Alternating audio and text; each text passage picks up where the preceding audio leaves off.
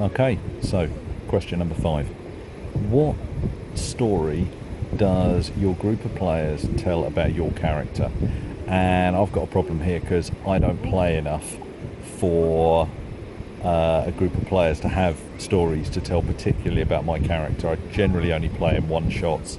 There's one campaign that I've been running in, but I don't generally get a chance to socialise with the people that I'm playing in that game. So the question I'm going to answer is, what's the thing that the group that I've been involved with have talked about most that's happened during a game? So to set the scene a little bit, there was an old derelict, we'll call it a small derelict fort, and there were goblins underneath it. There were all sorts of things in and around it.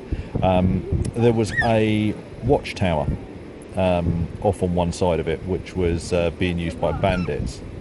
So the party managed to capture the watchtower and take out the bandits, and they then went down and managed to stir up a hornet's nest of trouble with goblins which were being led by an ogre. They retreated as far as the watchtower. They got back there, and the goblins and the ogre were incensed enough to try a frontal assault on the tower.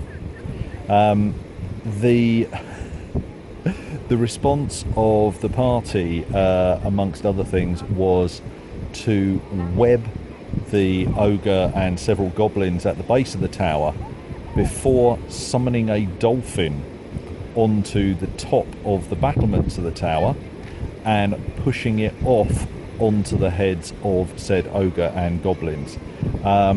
Carnage ensued, possibly in every way possible. It was one of those instances as a GM where on the spur of the moment I couldn't work out whether or not the rules should allow for that or not, but I decided to go with it because it was cool. And yeah, we had graphics, death from above, we had with dolphins on them, we had all sorts of stuff. It still gets talked about, it still gets laughed about. It was a really, really good evening.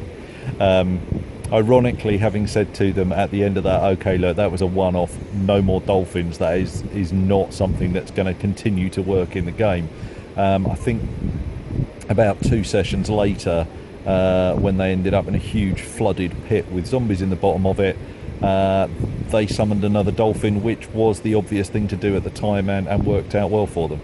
But yeah, so dropping a live dolphin off the top of a tower in a very Hitchhiker's Guide to the Galaxy way onto the top of restrained ogre and goblins was was unusual, and it was a lot of fun.